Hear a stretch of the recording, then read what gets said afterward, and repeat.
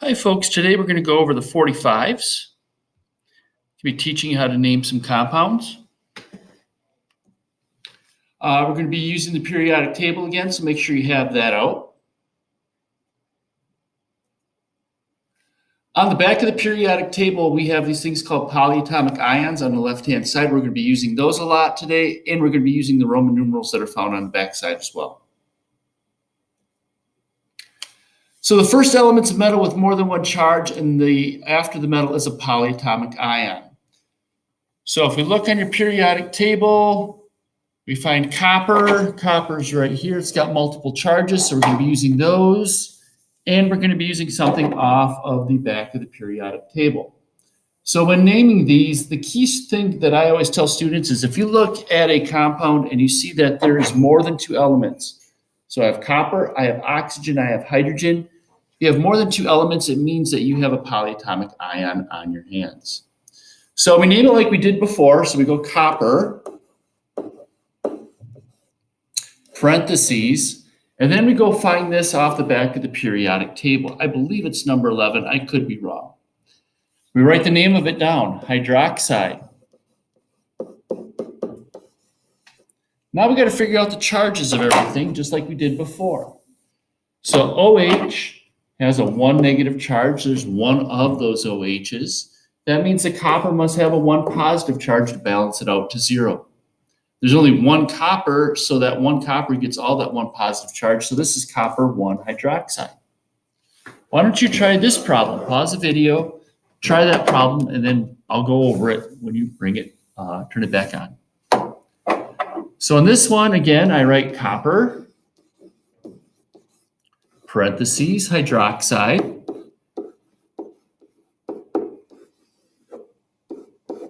I see that there's more than two elements in there, so I know I got a polyatomic ion on my hands. Each hydroxide's got a -1 charge, but there's two of those, so that's a 2 overall negative charge on the polyatomic ion.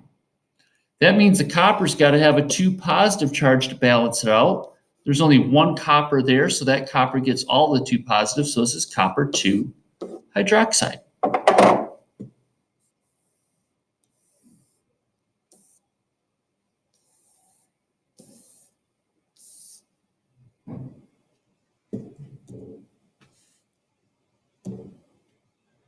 All right, let's do this one. So again, I look in the compound, I see 1, 2, 3, 4 elements. That means I have a polyatomic ion on my hands.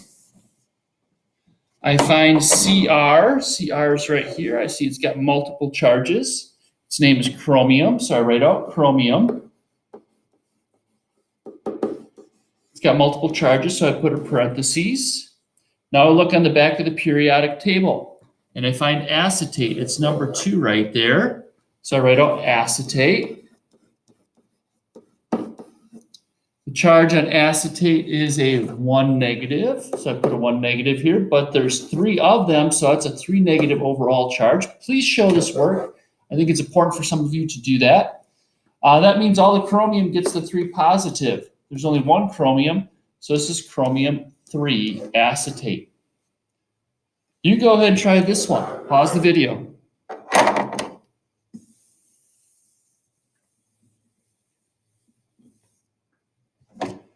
So again, in this last one, I see that there's multiple elements, 1, 2, 3, 4. That means I have a polyatomic ion on my hands.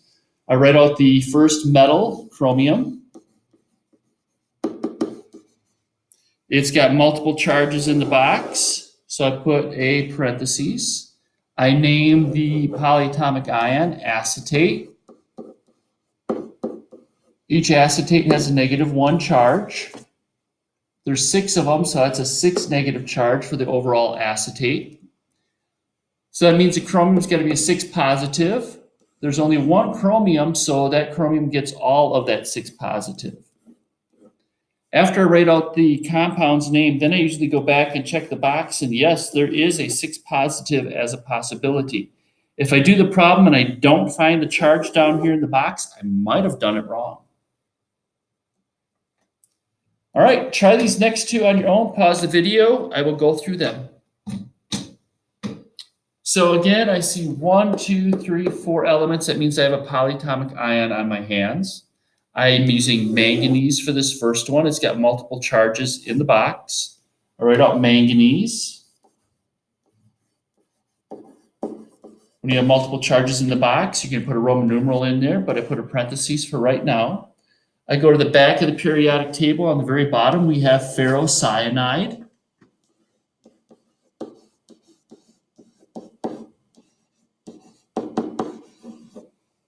The charge on ferrocyanide is a 4 negative. Now, this right here is ferrocyanide. It's an Fe and 6 of these CNs. So I don't have to do anything with this 6 because that is actually part of the polyatomic ion. So the overall charge on FeCN6 is a 4 negative, which means then the manganese must be a 4 positive overall. But there's 2 manganese there. So this 4 has got to get split between these 2 manganese, making each manganese a 2 positive. And so the name for this would be manganese 2 ferrocyanide. Pause video, try the next one. Titanium is right here. It's got multiple charges in the box, so I write out titanium. I put a parentheses anytime I have multiple charges. NO3 is found right up here. It's number 13. So that's nitrate. Nitrate has a 1 negative charge, 1 negative. And there's 2 of those nitrates, so that's a 2 negative charge overall. So the titanium must be a 2 positive charge overall, and there's only 1 of them. So that 2 positive goes all into that 1. So this is titanium 2 nitrate. Case D, the first element's a metal with only 1 charge after the metal is a polyatomic ion. So I see 1 element, 2 elements, 3 elements, 4 elements in there, means I have a polyatomic ion. I name the first metal, so cesium is found way down in the first column.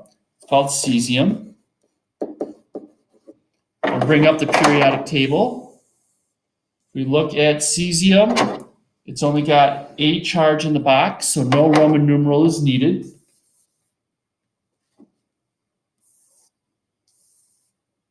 And then I name the polyatomic ion. All right, folks, we're going to finish this up.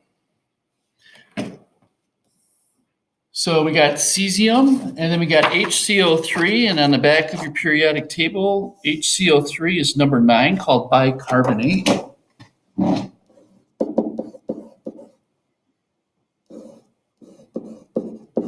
And you're done. So the next one is beryllium. Beryllium is element number 4. It's only got 1 charge in the box, so we just name it beryllium. There's no charge, there's only 1 charge in the box, so no Roman numeral is needed, so no parentheses is needed. I flip over to the back of your periodic table. I'm looking for PO4, that's number 24, and that's called phosphate. And we're done. Why don't you try the last one on your own? Pause the video. Radium is element 88. It's only got 1 charge in the box, so I name radium. Since there's only 1 charge in the box, no Roman numeral is needed.